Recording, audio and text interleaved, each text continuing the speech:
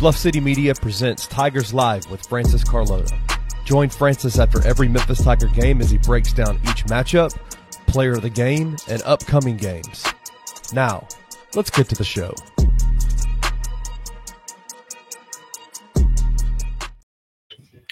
What's going on, everybody? Welcome to Tigers Live. I'm your host, Francis Carlotta, coming at y'all after the Memphis Tigers beat the UAB Blazers. Oh my gosh, I just can't believe what happened. I can't believe everything that's happened. They beat UAB 84-72. I should have the ticker ready, but I don't. So let me just do that really quickly. 84-72 save. There it goes. It's now on the bottom. So that's the final score for the AAC championship game today after Memphis beat UAB. And holy crap, y'all. The Memphis Tigers are a 5 seed in the NCAA tournament. A 5 seed. I had to wear my Derrick Rose shirt again. I feel like it's good look. I had to wear it again, So I'm not superstitious. I'm only a little stitious, Kenny. Just a little bit. But Kenny, how you doing, man? I see Roman's here as well. Yeah, let's get Roman in here. Just for everybody to know, he's actually literally here. Let me show you. He's outside that door right there. Yeah, that's where I am. Roman, how you doing? I'm doing well. It's been a wild day. Memphis 5 seed.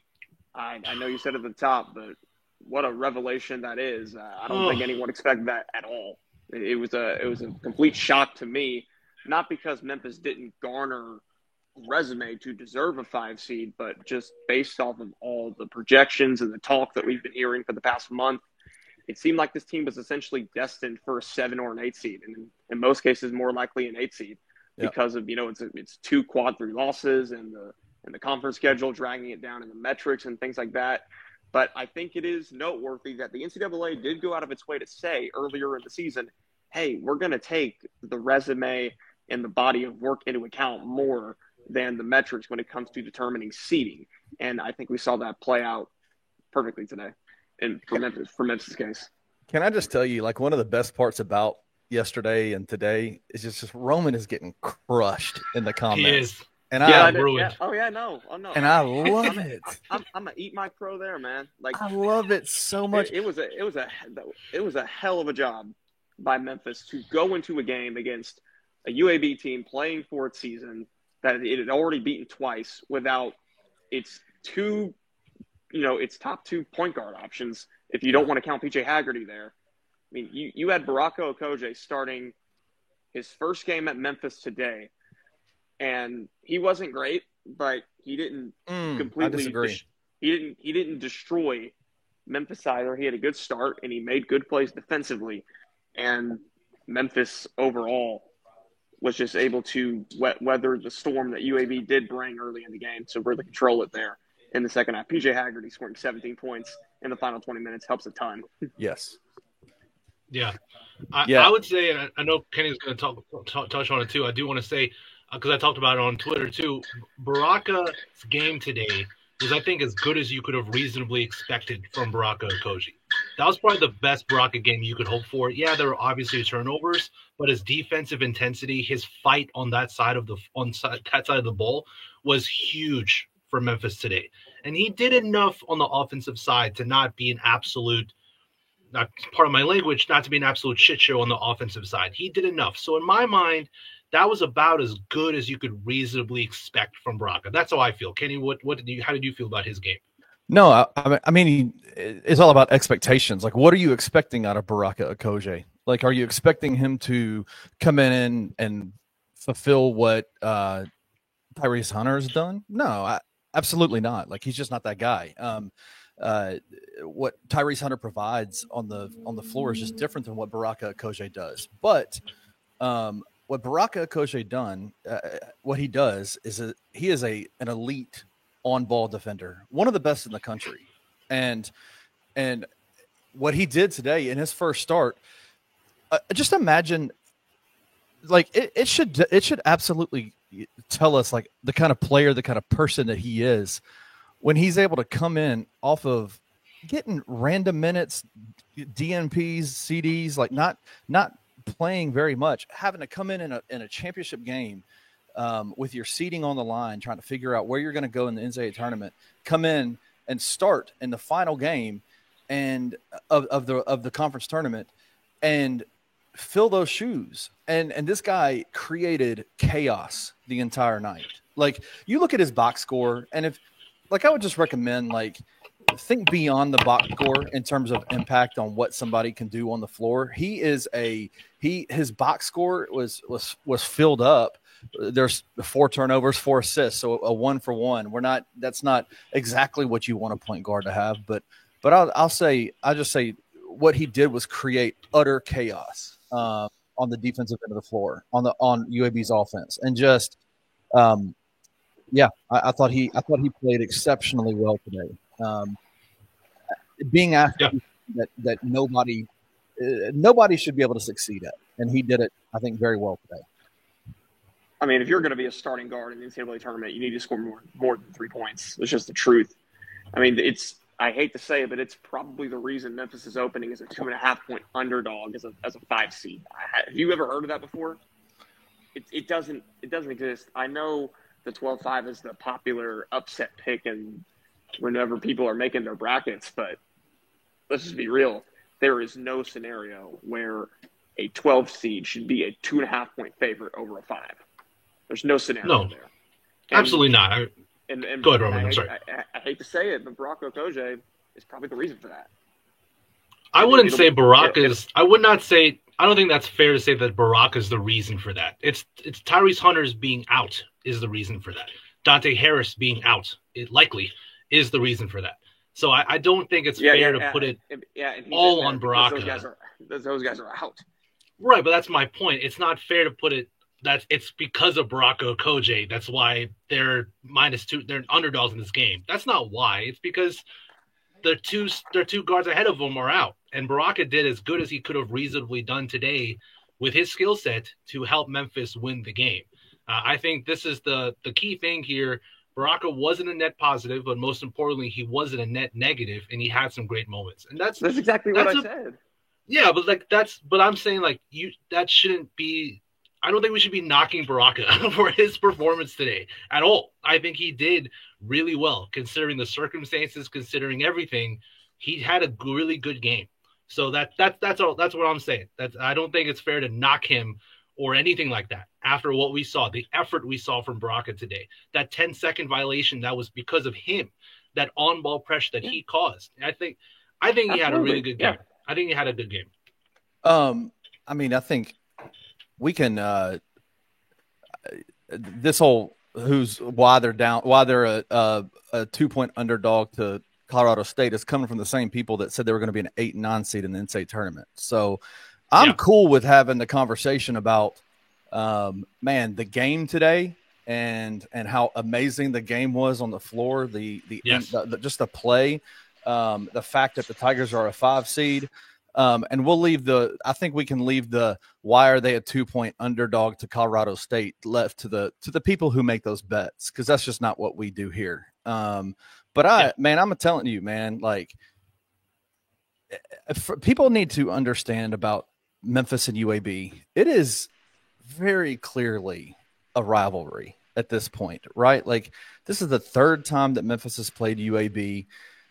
Even yesterday, Yaxel Lindenborg and his post-game press conference after defeating defeating who they defeat? North Texas said, I just allowed this little Twitter beef to get into my head, and I'm just not going to let it happen again.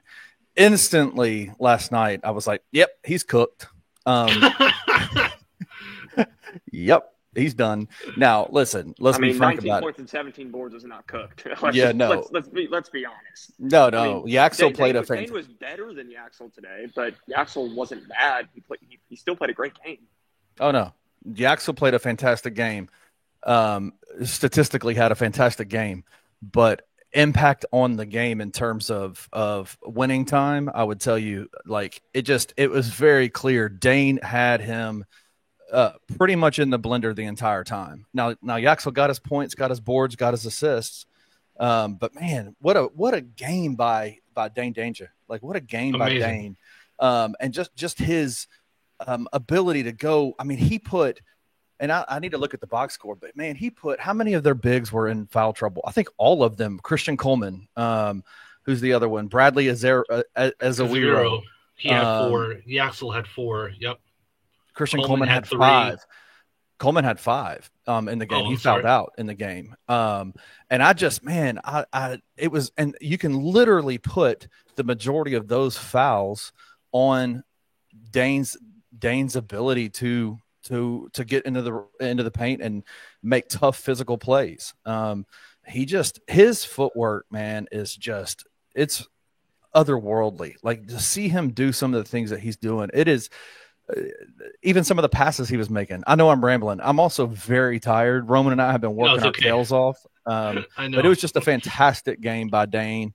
I honestly was rather surprised that PJ was the MVP of the tournament. I honestly probably would have given it to Dane for those 2 semifinals and finals, but just an impressive weekend for Dane Danger all the way through. I mean, Pat Haggerty scored 42 points against Wichita State. He set the scoring record and then went on to have 2 more really awesome scoring outputs. So I think you have to give it to him in that sense. No, I'm with Roman. I do think PJ deserved to get the Player of the Tournament award just because of how important he was, even in the Tulane game. Yeah, he didn't score at the elite level from the field that we're expecting, but and I talked about it before, he found ways to impact winning at such an incredible level, even though he wasn't able to score at the heights that we're used to seeing. And then he still had an awesome game today. I mean, again, the guards for UAB had just no answers for PJ Haggerty. The bigs for UAB had no answers for Dane Danger. And we're looking at the American Athletic Conference tournament champions because they are the best team in this conference. They've proven it up to this point. There's no argument about it now. Anybody who picked them second, they got to be eating a lot of crow now because it's very abundant that this Memphis Tigers team is the best team in the American Athletic Conference. The game today proved it. They're played throughout the year.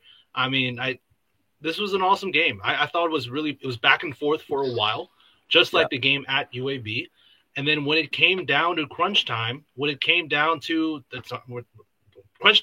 Memphis was the one who started to play better basketball, more composed basketball, just like we saw when Memphis played UAB at UAB. It was basically the same story. I thought it was an awesome performance. You also saw some timely threes from PJ Carter. Colby Rogers had a good game today as well. Yeah. So, it wasn't just Dane and PJ. You got contributions from other dudes as well. So I think this was a great win for the Tigers. Well, there was never a point at any point in the season where Memphis was not the best team in the American. And most reasonable people from the moment the season started, they never thought that. They never thought otherwise. But I think it really comes from the fact that UAB was, for some reason, picked over Memphis in the preseason. I was baffled when that initially happened because, I understand the logic because, UAB is bringing back a decent amount of talent from the team that did win the AAC tournament and go to the NCAA tournament a year ago. But, they lost Eric Gaines, who was a huge part of their team, and Memphis added a ton of talent through the transfer portal that, in my opinion, and a lot of people's opinions, fit a lot better, to what Penny Hardaway wants to do. And it's Memphis didn't. I was like, okay, it's fine. They didn't play that out. Sorry, so there's a lot of audio going on in Kenny's end right now, so I'm a little. Yeah, it's okay. Here. Oh my gosh. Sorry, here I'll mute. Go ahead, Roman. No, that was all I had though. Okay, no, I'm with you. At the same time as well, they're the best team in the American Conference, no question. And now, if any doubts about that are put to rest. They're a really good team, and now they've gotten a 5 seed for the NCAA tournament. So y'all are at Dickies Arena. Y'all were there covering for Bluff City Media.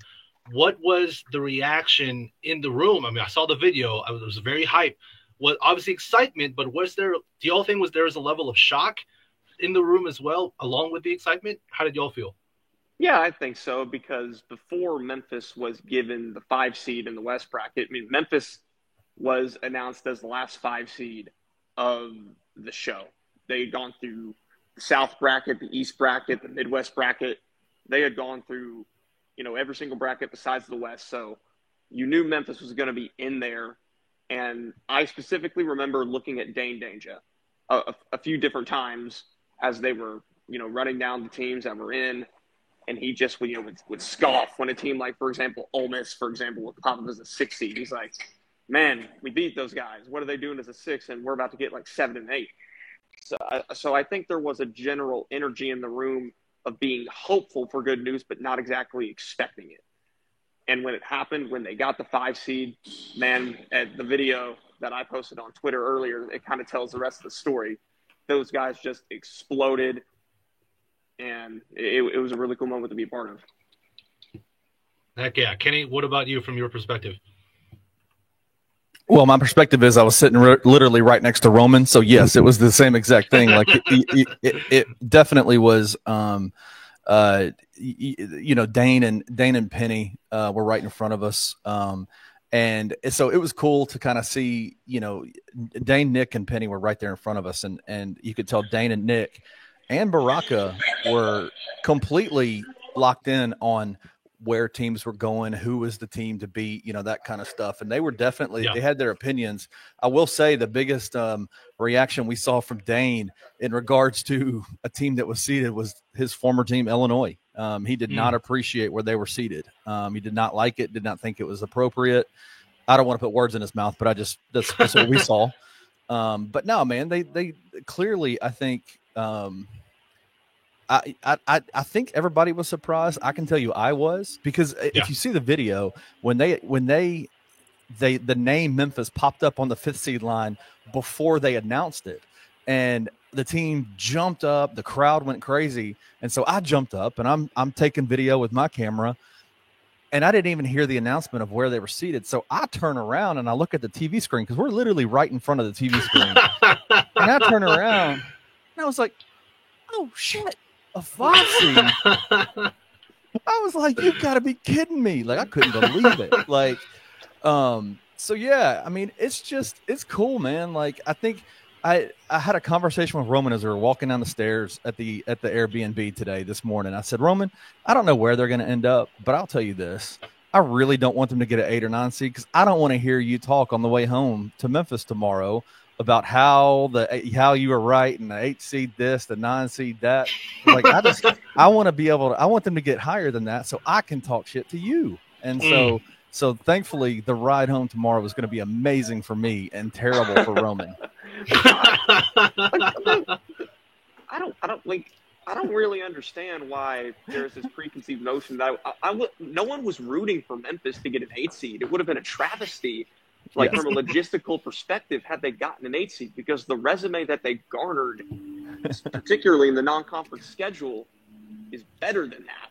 Yes. And you're going to tell me that they are going to get an 8 seed, a 9 seed, or whatever, because their conference had dragged them down and they were dropping in the metrics and things like that, and they had slipped up a couple of times against Arkansas State and Temple. Yeah, no, it would have been a bunch of nonsense had Memphis become an 8 seed. I was just telling you what, according to everything that we were seeing, based off of that was just simply my prediction. It's one of those things where, it's good that you're wrong. It's good that you're wrong, because the rightful thing occurred from Memphis' perspective. Well, I think it's the rightful thing as well.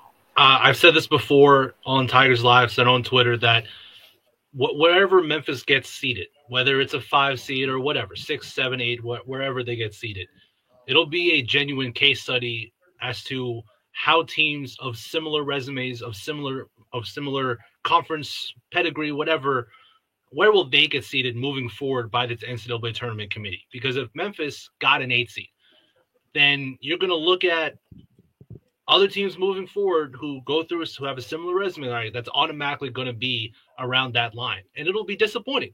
And it'll beg the question that I've asked before. If Memphis did get an 8 seed, got a 7 seed, whatever, what else does Memphis have to do to get a top 5 seed in the NCAA tournament? What else do they have to do? Because they scheduled insanely well the non-conference. They beat tons of great teams in the non-conference, 10-3 if I remember correctly, out of the non-con. And yeah, they had 2 quad 3 losses, but they otherwise won. They were the best team in the American Athletic Conference, bar none. Regular season champs. Obviously, they're now tournament champs as well. But it was very clear that they didn't deserve to be an 8 seed or a 7 seed. Memphis deserved to be a 6 seed or a 5 seed in this tournament based on everything that they had to do to get that seed. And this just proves to us, it proves to Memphis, it proves to Penny Hardaway that Penny was right. He scheduled correctly. His instincts, what he thought Memphis needed to do to get that elusive top 5 seed in the NCAA tournament is exactly what he just did. They have to schedule well in the non-conference, and then you got to win your games in the conference as well. And that's what Memphis did, and they got a seed that I think they fully deserve. Now, we'll talk about the matchup later on, what's going on with Tyrese Hunter, but body of work, resume, period. Screw the predictive metrics. Screw all that. And I think we can confidently say, screw all that for sure. Because all those predictive metrics, they didn't matter for Memphis. None of it mattered. KenPom, Bart Torvik, anybody. They didn't matter. So we can confidently say, screw it. Let's just straight up look at resume. Let's look at the full body of work. Who have they beaten as well? And you look at the teams who Memphis has seeded above. They beat Ole Miss. They beat Missouri. And those are 2 teams that almost every bracketologist had above Memphis on the seed line. Yeah. It's pretty. This is by far the best case scenario that any of us could have asked for the Memphis Tigers. Well, the hope is that you would see. So even like Tim Pernetti and Penny has even talked about it over the last week or two about moving forward, like what the AAC needs to do to gain more respect. And he's spoken. Tim Pernetti spoke about it. They have to schedule better in the non-conference. They just have to. This is an example of why that's important, right? Like if Memphis had gotten an 8 or 9 seed and had stuck in that same place and had played the second hardest non-conference schedule in the nation, had done what they did 10-3 throughout that non-conference, and had still received an 8 or 9 seed, then I think that the conversation will be, well, why does it matter then, right? Like let's just win and win and win, right? But I think it's one of those things where it's like when you are you see what Memphis has done, you see what they did. They broke that barrier, that 8-9 barrier, and they are. My hope is that moving forward, you'll see some of the bigger teams in the conference, UAB, North Texas, teams like that would say, you know what, let's go ahead and schedule harder, which would then raise the profile of the AAC, the American Conference. Now, let's not let what happened today kind of change the view again of what needs to happen with the AAC moving forward. Like you got to think about this. If Memphis were, say, in a different conference, they gave them more quad 1 or quad 2 opportunities, or if the AAC had scheduled better and had subsequently become a league littered with more quad 1 and quad 2 opportunities. If Memphis is getting a 5 seed based off of the current circumstances that it's in right now that we thought were going to play to its detriment, where could Memphis have gotten? Could they have gotten a 4 seed or a 3 seed or a 2 seed? You got to think about that. No, absolutely. I'm with you. I think that's both your point, Roman, your point, Kenny, about what this means for the conference. I hope that other teams in the American Athletic Conference, as long as Memphis is in the conference, however long that may be, that other teams can look at Memphis as I said, the real precedent for what these teams can do. They can now schedule hard out of conference, and teams like a North Texas, like a UAB, they can schedule hard out of conference with the hopes of beating these teams and then doing well in conference and then getting a legitimate seed come NCAA tournament time, to not be stuck in the 8-9 game, 7-10 game. They can say, all right, well, Memphis did this. If we do the same thing, we can now get a top 5 seed come NCAA tournament. And if we do that, then it'll also bolster the rest of the conference metrics as well. And a rising tide lifts all boats. So I think that's the same. I think both points are incredibly fair. Hopefully the conference looks at what Memphis did, what they've accomplished, how they were rewarded by the NCAA tournament committee, and looks at themselves and say, all right, we can do the same thing, and hopefully that just means better news for the AAC and for those teams as a whole. So I'm totally with you. But no, look, Memphis being a 5, incredible. I couldn't believe it. I couldn't believe it either. Incredible. I couldn't believe it. I'm over here in my studio watching Selection Sunday. My wife is in the living room playing video games, and I yell 5 seed, and she's like, "What just happened?" She's like, "What's going on?" And I didn't know what was going on either. I was just shocked. I literally tweeted I just have a feeling it's going to be Memphis, Arkansas in the 8-9 game, and boy, was I wrong. My God. Oh my goodness. No, it's a hell of a day to be a Memphis Tiger fan, to be a supporter of this team, to cover this team. Yeah. Anybody associated with Memphis Tigers basketball. This is a banner day for the program. With that being said, they still got work to do. They're now in the NCAA tournament as the 5 seed, facing Colorado State. So I haven't watched any Colorado State basketball. Zero. I did a quick scout in the time between the end of the game and Selection Sunday and walking my dogs and this show. So I have some stuff, but I have not watched a single minute of those boys play basketball. I don't know if y'all have, but what are y'all's initial reactions to playing Colorado State? Well, the backbone of their team is a guard named Nikkei Clifford. He averages 19.9 points. He also leads them in, I believe, assists per game and rebounds per game. He's basically remember how Yaxel basically leads UAB in everything? That's kind of what Nikkei Clifford does for Colorado State. The Rams are actually 3 spots ahead of Memphis in the net. They're 47th in the net. Well, Memphis is 50th, or at least they were before today's game. And they have 3 wins in quad 1, 7 wins in quad 2, a couple losses in quad 3, just like Memphis. So these two teams have somewhat similar resumes in a sense, even though Memphis is obviously much better in terms of, quality victories there. Yeah, I think that very well said. I looked at their KenPom numbers as well. Efficiency, 42nd in KenPom, 38th in Bart Torvik, 43rd in adjusted offensive rating, offensive efficiency from KenPom, 49th in adjusted defensive efficiency by KenPom as well. They won the Mountain West Conference tournament. They beat Boise State by a lot. They killed them. They killed Boise State. Yeah. And this was a team, though, that was squarely on the bubble prior to winning their conference. And actually, most bracketologists hadn't had them on the outside looking in. So this was a team that was on the bubble, looking like an NIT team. They needed to win their conference tournament to make the NCAA tournament, which they did. They beat Boise State handily. They set the Mountain West tournament record for most threes in a game with 12 threes in that game against Boise State. So they can fill it up. They can shoot. But from what I see, yes, is it Nikkei Clifford or Nick Clifford, however you pronounce his name? That dude's a bucket. 6'5", big guard, athletic, can go off the bounce, can shoot threes. He honestly reminds me of PJ Haggard. Both bigger guards can get downhill, except Neek doesn't get to the foul line like PJ does. That's the biggest difference. But I see a lot of similarities in their games. Maybe different player profiles, but in terms of their scoring ability, definitely some similarities. The difference is Colorado State, they don't have a Dane Danger stopper. They absolutely do not. I know not a lot of teams do in America, but they definitely do not. Their best big is Jalen Crocker Johnson at 6'8". Solid big who can shoot the 3 a little bit, but he is not an interior defender. They don't have interior defense at Colorado State. So this I think is a huge game again for Dane to to absolutely dominate. Those are my initial thoughts. Kenny, you got anything? Yeah, the fact that if it's Dominique, so we'll call him Neek, whatever his name. Neek, is it Collins? Clifford. Clifford. Sorry, yep. I'm literally just like you, Francis. I don't know anything about him. But I did. But I barely know. I mean, that's what I pulled off 30 seconds of research I just did.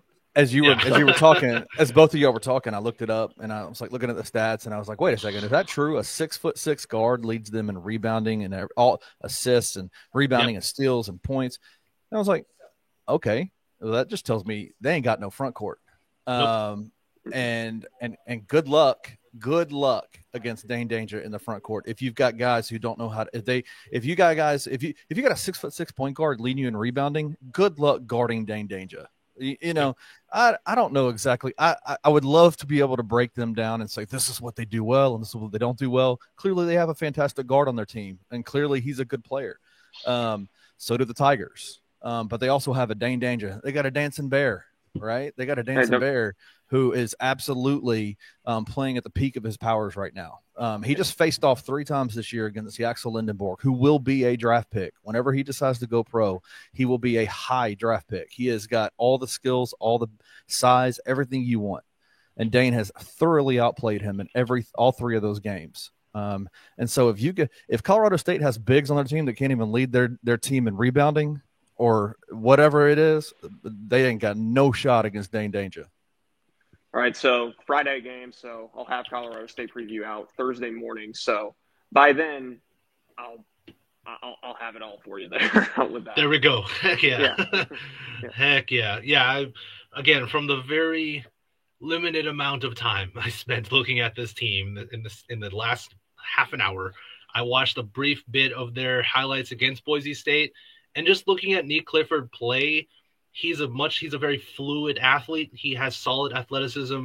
He honestly reminds me of a smaller Yaxel in terms of how fluidly Nick moves with the ball. So if that is what it is, and also you look at his stat line, like you said, Kenny, leading a team in boards, he's basically Mr. Do-It-All for Colorado State. It'll be a good matchup, to see him and what happens between him and PJ. Penny Hardaway has a great reputation for developing schemes against the opposing team's best guards. Penny's done that incredibly well over his past. Hell, even ever since the beginning, Penny's done a great job of scheming against opposing teams' really good guards. And so I trust that Penny and that coaching staff will have a defensive game plan ready to limit whatever Nick Clifford can do for Colorado State. And I'm expecting just a heavy dose of Dane Danger. That's a heavy dose of Dane Danger in that game.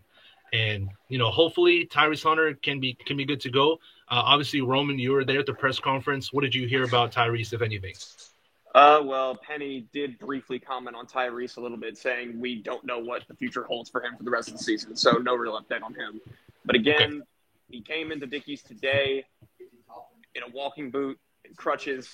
And based off some of the things that I've heard, it's not looking great. Yeah.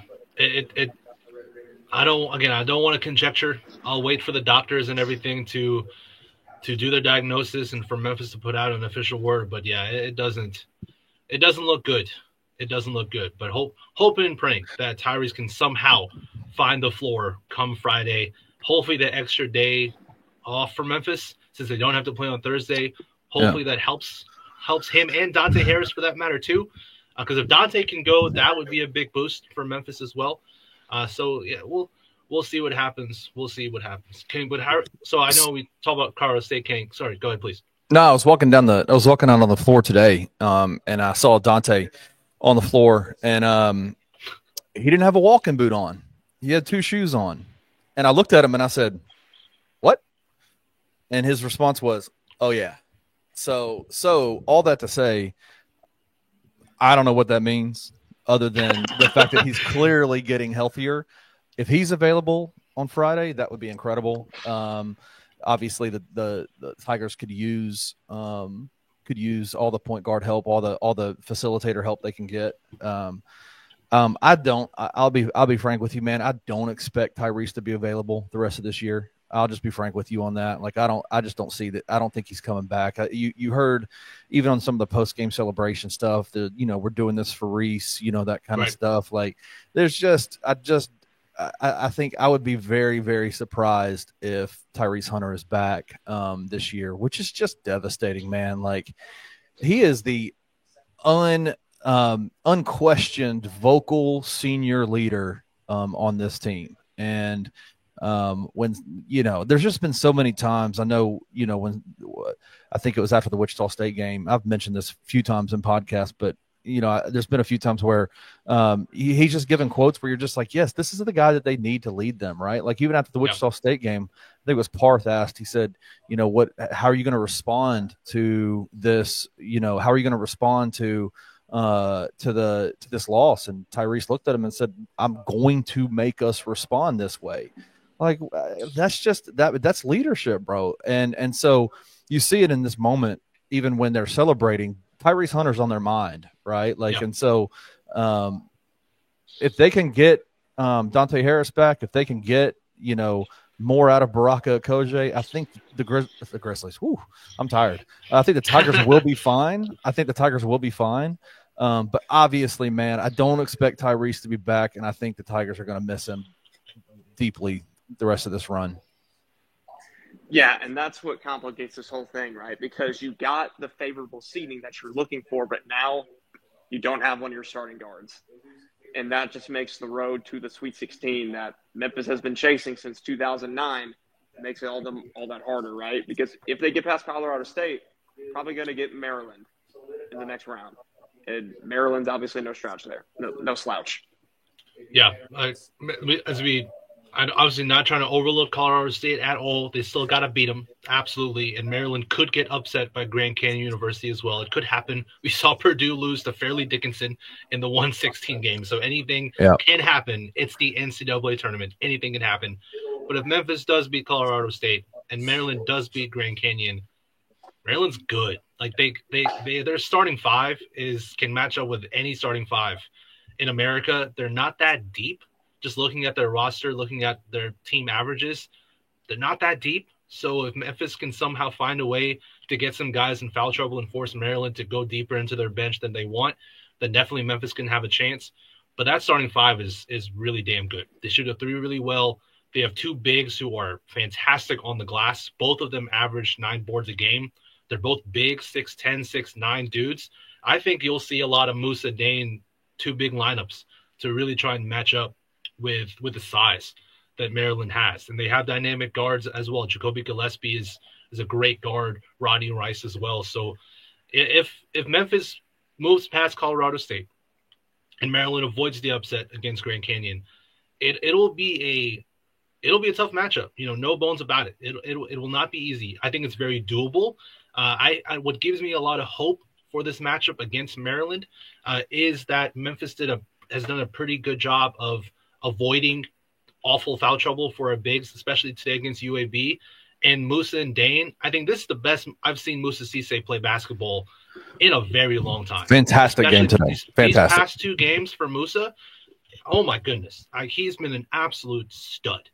Absolute stud. And so seeing him play at this level is what gives me the most hope if Memphis were to beat Colorado State and play Maryland, because if you get Musa playing at a 10 with his motor, with all that effort, with that defensive intensity on the glass as well, hitting at least one free throw and finishing at the rim, him and complimenting Dane, I think that would go a long way. Then you obviously get your PJ Haggerty game, you get 3-point shots from the rest of the guys, and I think Memphis can pull off the upset against Maryland. That's how I feel. What do y'all think? Yeah, I mean, Memphis has PJ Haggerty and Dane Danger, so they have an opportunity to beat pretty much anybody in the tournament. But in saying that, without Tyrese, I think that does cap their ceiling a lot more than where it was before. Again, I think it's still possible they can get past this weekend. They can beat Colorado State, even though it's going to be tough. They can beat Maryland if they get there, and that'd be even tougher probably. It's possible. But I don't know how probable it is at this point they get out of the first weekend without Tyrese. Well, the NCAA selection committee didn't do the Tigers any favors, because what's the one type of team that has given Tigers trouble all year, right? It's those big, tall, physical wings, bigs, physical rebounding, so they can shoot threes. Well, we got all the best ones in the country are in our bracket, so that's crazy, right? Like, first 1 seed is Florida. 2 seed is who is it? St. John. Yes, St. John's. And then 3 seed is Texas Tech. Yeah, I'm just looking at all this right now. I've had my head buried in my computer and not had a chance to look at the bracket. So I'm sitting there going, "Wow, okay."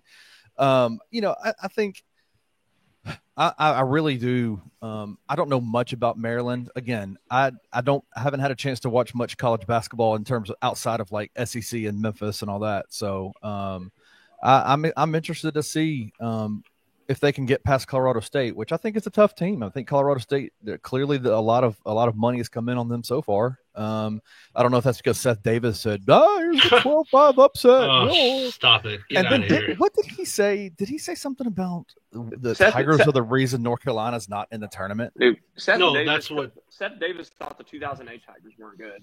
So, like, that's true. I don't know what to tell you. Yeah. Like, when it comes to Seth Davis, he's probably the number one person I would turn off when it comes to talking about this program. I'm pretty confident. Clearly, there's something there. Yeah. I'm pretty confident that Seth picked every 12 seed to upset the 5 seed when they were going through the bracket. Yeah. I think he picked every 12 seed to beat the 5. And it was like, he said, like, oh, here comes a slingshot for y'all. Upset. I'm like, bro, shut up. Like, stop it. Get out of here. He did say that Nick Clifford will be the best player on the floor. Jesus. Bro, have you not watched Dane Danger play basketball over the past 2.5 months? Get out of here. You not watch PJ? PJ Haggerty is a second-team All-American. Get out of here! What are we doing? Like, good Lord, that was terrible from Seth Davis.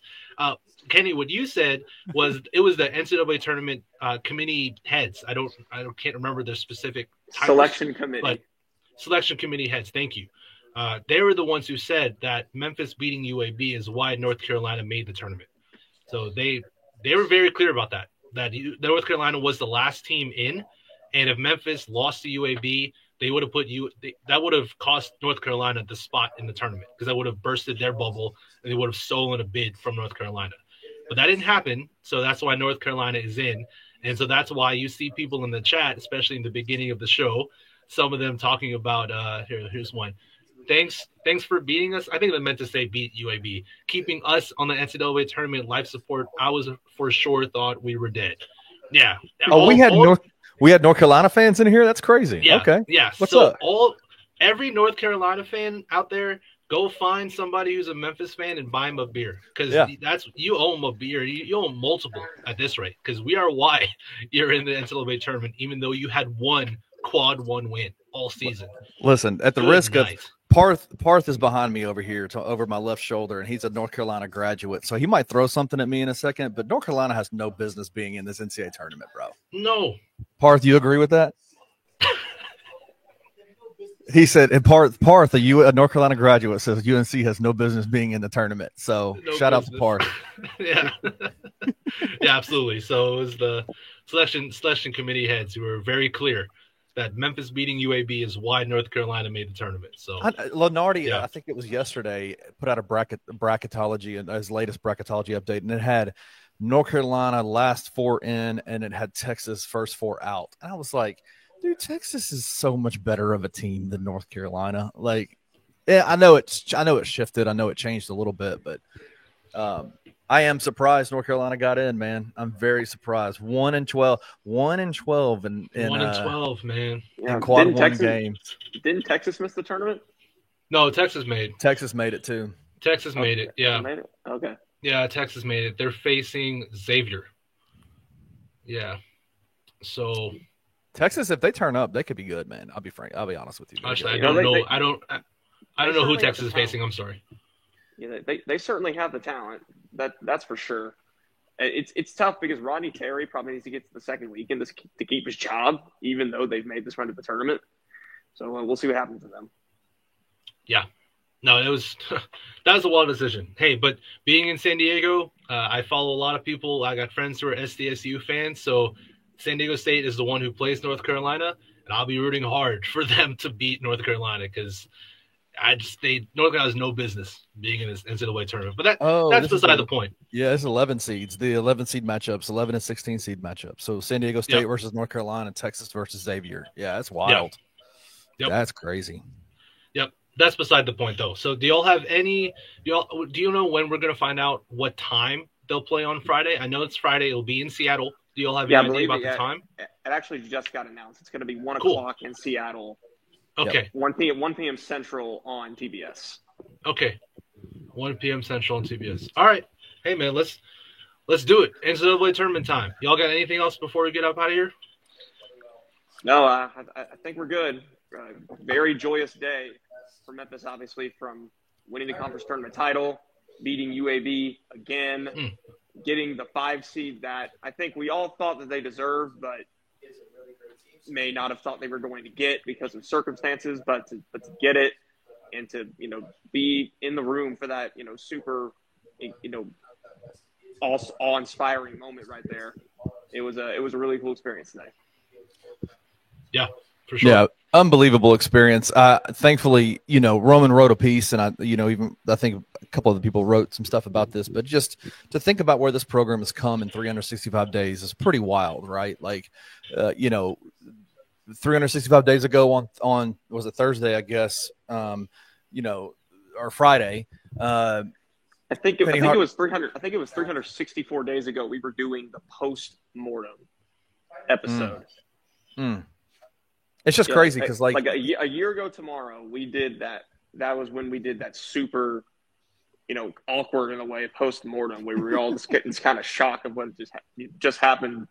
Not just against Wichita State, but throughout that entire season. But to be here now is pretty wild. Yeah, it was great, man. What a great weekend. Tiger fans were so loud, so supportive. Not even close, probably 3-1 Tigers fans over anybody else's fan base, which is just kind of what I guess in this conference, that's what it's going to be. But just a phenomenal showing by the Tiger fans, by Tiger faithful.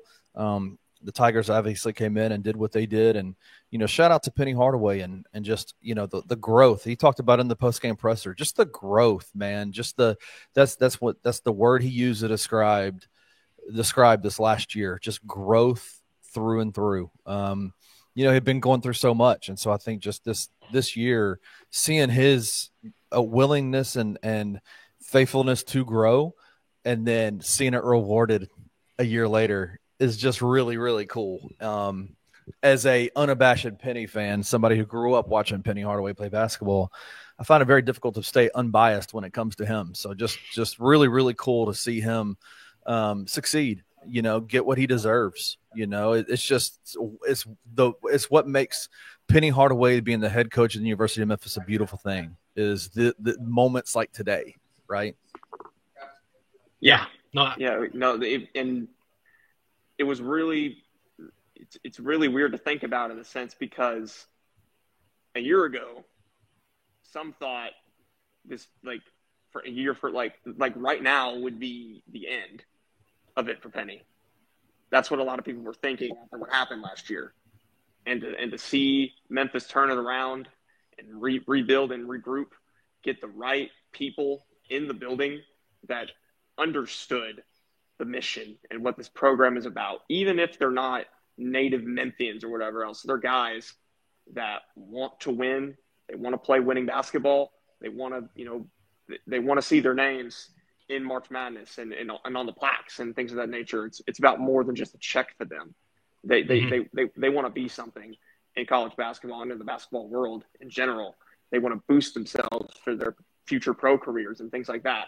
And guys like PJ Haggerty and Dane Danger and Tyrese Hunter, they all identified Memphis as the place for them to do all those things. And those three kind of headed the storm that was this year. And this entire team just grouped together and got it done for a program that's really been waiting a long time for a season like this. Yep. All very well said. I can't echo it anymore. This, like I said before, this is a great day for Memphis basketball, for everyone associated with the program, everyone who's a fan of Memphis basketball, everyone who covers the team. For all of us, this is a great day. It's a great day. And so I know that Penny and the team and the coaching staff and everybody, they're going to celebrate this one because they deserve it. They deserve to celebrate this one. And I also appreciate Penny going into this game thinking like, no, we're trying to win. We want to win this game. I know there's talk like, oh, if Tyrese is healthy, do you just sit him anyway? Or maybe rest guys to make sure you're healthy for the NCAA tournament. Penny was like, nah, we're trying to win the AAC tournament. We want to win this game. And they did. They played their hearts out today. They played with so much effort, with so much energy. Being down Tyrese Hunter, being down Dante Harris. Baraka stepped up. The whole squad stepped up. Everyone had a really good game. And I'm just really proud of this team. I'm really proud of this team. I think all y'all should be proud of them too, no matter what happens come the NCAA tournament time. But whatever happens, we'll be right here to react to it all, talk about it. We're going to talk about what Bluff City Media is going to look like for the NCAA tournament. We'll talk about it between the three of us, and we'll let you all know. But I do want to bring this comment up, Ken. I know you brought it up before. Chicken Unicorn, if you got Final Four tickets, and we can figure out a way to do a drawing with members, that'd be sick. Yeah, we'll figure that out and definitely let you know. Chicken Unicorn, hit me up at kennystubblefield@gmail.com, and we'll figure out what that looks like. I'll talk to Francis and Roman, and we'll figure out how to do a drawing for some of the members. So I'm sure that would be a hot ticket item coming out of for members. So shout out to you, Chicken Unicorn. You've been nothing but just supportive of Tigers Live and everything that we've been doing at Bluff City Media. So appreciate you. And man, if you got Final Four tickets, bruh, I'm gonna. Francis, you're out. You can't draw. You can't put a drawing in. Me and Roman can though. Me and Roman can. That's just. I'll put a fake name. I'll just put a fake name in the drawing. With one of my like 8 different Gmails because I had to get free YouTube TV. By the way, free trial. This God, King Meeks is going to be sending out Eva. There's going to be a watch party at your house, Francis. We're going to apparently kegs. Yes, so First of all, if this is not clear, if any of y'all at any point in time are ever in San Diego, California, please hit me up. Please let me know. I would love to say hi.